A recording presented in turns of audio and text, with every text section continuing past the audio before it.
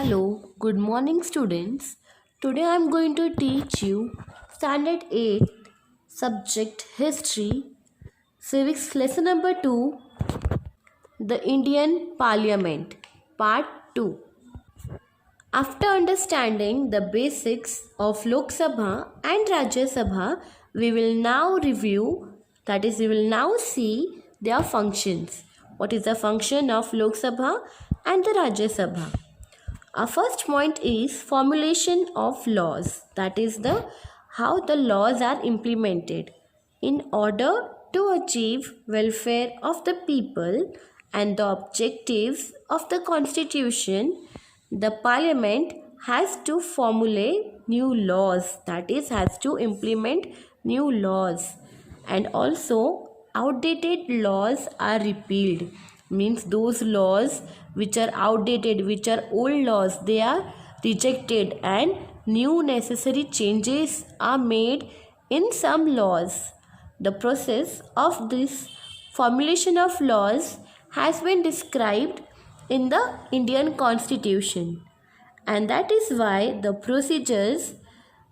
procedures the parliament fulfills the primary as well as important responsibility also.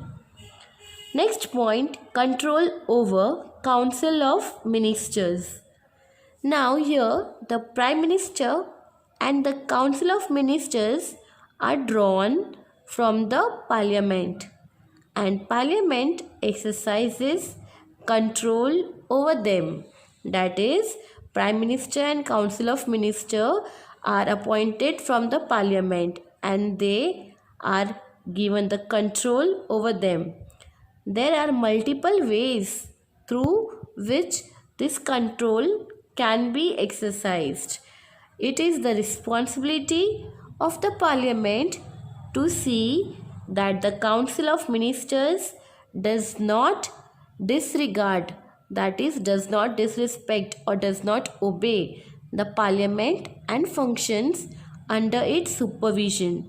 So, this is whose duty? This is the duty of the Parliament, that is, the Council of Ministers should respect, should give and obey all the laws made by the Parliament, all the functions under its supervision. Let us see amendments to the Constitution. The Parliament decide whether to make any amendment to the Indian Constitution. What is the meaning of amendment? It is a change or an addition to the terms of a contract. Types of amendment is a simple extension of the terms of a contract. So, the Constitution Amendment Bill is considered to be an important bill. The Parliament discusses why the amendment is required and decided whether to accept it or not. The Constitution mentions various ways of amending the Constitution. They are as follows. Few provisions in the Indian Constitution are amended by simple majority of the Parliament. Second is, some provisions require special majority, that is 2/3 of the Parliament. Few other provisions are amended by special majority of the Parliament plus consent from more than half of the constituent states. Now, Speaker of Lok Sabha. In the very first meeting after the elections of Lok Sabha, the members of Lok Sabha elect a speaker and a deputy speaker. So, who elects speaker and deputy speaker? The members of the Lok Sabha. From among themselves only. Lok Sabha functions under the guidance and control of the speaker, that is speaker. So, Lok Sabha functions under the whom? Under whose guidance? Under the guidance of the or the control of the speaker, that is speaker, and deputy speaker is the most important person over here. Lok Sabha represent the citizen and the speaker represent the Lok Sabha. So they both are joined together. Lok Sabha represent the citizen and the speaker represent the Lok Sabha. After getting elected as speaker, he or she has to conduct the business of the house in an unbiased manner. What is the meaning of unbiased? It is equally like, means in an equal manner. All the house members should have an equal thinking, equal manner and rules and laws. Lok Sabha members have some rights and privileges as the representative of the people. These are taken care by the speaker. So all these things are taken care by the speaker. Apart from this, the speaker has to maintain the decorum and dignity of the house as well as interpret the rules of daily functioning of the house and work accordingly. What is the meaning of decorum and dignity? It is a behavior of keeping the good taste, that is all the members in the house are satisfied with all the things they are getting, all the laws. It should move on very smoothly. Now, the chairman of Rajya Sabha. The chairman exercises a control over the functioning of the Rajya Sabha. The vice president of India is the ex officio chairman of Rajya Sabha. So, who is the ex officio chairman? The vice president of India is the ex officio chairman of Rajya Sabha. The function of Rajya Sabha chairman also include maintaining the discipline in the house, facilitating discussions, giving members a chance to speak, and so on, etc. Now let us see how does the parliament make laws. You know, in our country, the parliament is empowered to make laws. Means parliament is mainly based, it is given the power to make laws, to formulate them, that is to see that everybody is obeying the laws. A certain system has been adopted. This system is known as the law-making process. A rough draft of the law is prepared initially.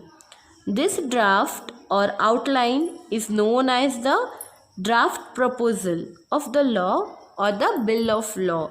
So the rough outline which is prepared, it is known as the proposal of the law or the bill of the law.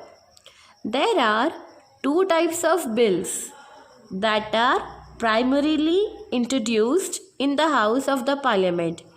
So how many types of bills are there? There are two types of bills. First is money bill, second is ordinary bill.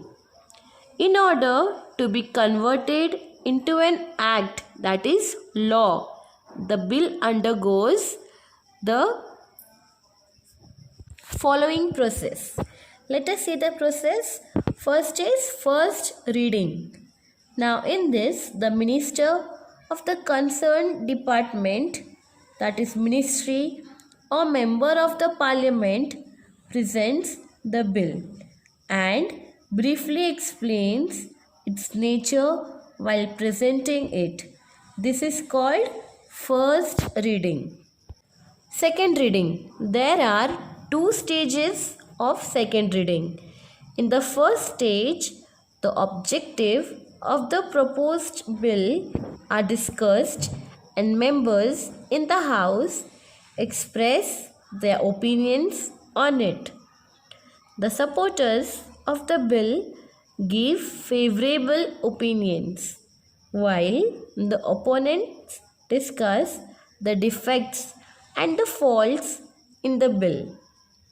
Now, after all this discussion within the house, as per the requirement, the bill is sent to a committee of the house. The committee report consisting of instructions and recommendations is sent to the house in order to make the bill flawless. Now, the second phase of the second reading begins. In this second phase, the bill is discussed clause by clause. Members can suggest changes in this. After this, voting is taken in the House. So, there are two types of phases in the second reading. Let us see third reading. In this reading, the bill is discussed briefly again during the third reading. Voting is also taken for approving the bill. If the bill gets an assent by the required majority, then the bill is considered as passed by the House. Then the bill undergoes the same procedure even in the other house. After getting an approval by both the houses, the bill is afterwards further sent for assent by the President. If there occurs a difference of opinion between Lok Sabha and Rajya Sabha over this bill, the future of this bill is decided in a joint meeting of both the houses. After the final meeting, of the final decision and signature of the President, the bill is converted into the law and the law is made. Thank you.